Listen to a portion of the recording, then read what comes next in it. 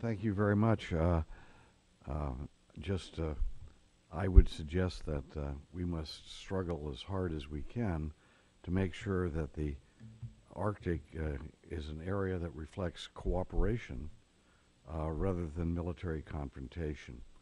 And it's always easy for us to try to be fearful. And I think if there's one place that we can actually reach out and demonstrate where people can work together, even if there are some other conflict areas in the rest of the world, it's the Arctic.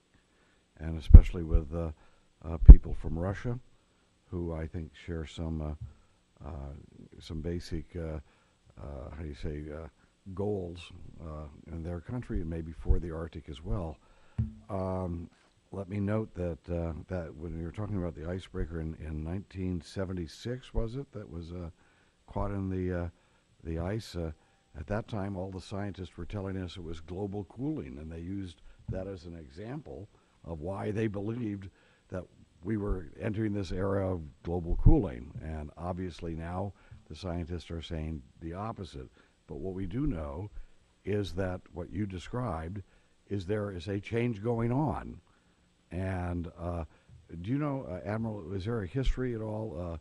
I understand that at a time when the Vikings were there, that there was this similar changes and openings, and then they were frozen out. Is that right? I'm not sure about the Vikings. I have done a little bit of reading about Alaska, and if you go back about 10,000 years ago, of course, there was a bridge that went between, the scientists believe there was a bridge that went between Siberia and what is now Alaska, and that's how the current natives, which have migrated over thousands of years, actually entered into Alaska and then down the western coast of North America. So things go in cycles, and we tend to see things in a short term. But I'll ask Congressman Young about that because he knows all about bridges. It went somewhere.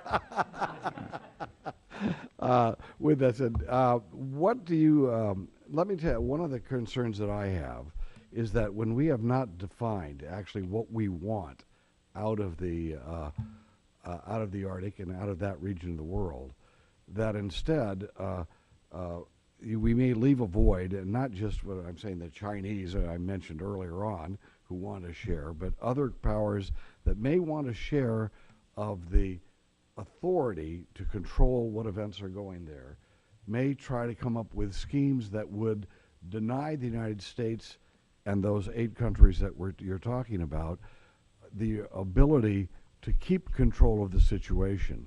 I think it is in the interest of the United States to develop a plan that will define authority so that we maintain a higher level of authority, and other of those Arctic states a higher level of authority than, for example, if we would turn this over to an international body like the United Nations, which might be susceptible to countries like China that have, we know, bribe foreign officials and get votes. What is your reaction to the idea of trying to maintain authority rather than going to a total international authority in the Arctic? I believe that all 8 nations within the Arctic Council are firm in maintaining their sovereignty over their portions of the Arctic. There are many stories about land grabs and people trying to compete for space up there. But the reality is the boundaries are fairly well defined. There are a couple little disputes here and there. And certainly as we progress, as the other 7 nations progress under the Law of the Sea Convention to outline their extended continental shelf claims, those other remaining issues were resolved as all. One area that we're concerned about is the high seas portion of the Arctic Ocean, which right now is frozen, but at some point in time it will be at least open during certain portions of the year. And as the waters warm, if what the scientists are saying is correct, there'll be species of fish that will begin migrating. So one of the things that we're working on within the Arctic Council is to come up with some sort of either non-binding or binding agreement that would come up with a fisheries council program based on science that would regulate that high seas portion and allow us to control who goes in there and conducts fishing in the future. Now's the time to start working on something like that before people get up there on the high seas portion and start exploiting those resources. And the Council gives us that opportunity. And you made the comment about cooperating with others. My experience is that while there are some strategic movements that Russia is conducting, and we are rightly concerned about those things, at the tactical and operational level, there's been great cooperation, and we've worked well. The Coast Guard in the 17th District in Alaska works very well with the Russian Border Guard, their counterparts.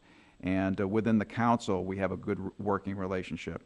I went to the Arctic Circle event in Reykjavik, Iceland, just a couple of weeks ago. I had a bilateral meeting with Arthur Chilangarov, who is the Russia's special representative for the Arctic, and I've got an upcoming trip to the Scandinavian countries, and we are including a trip to Moscow as well to talk with our counterparts there. So we are intent on keeping these lines of communication open because it is important to the safety and security of the Arctic region and to maintain its condition. Well, thank you very much, Admiral. And Mr. Larson, would you like to proceed?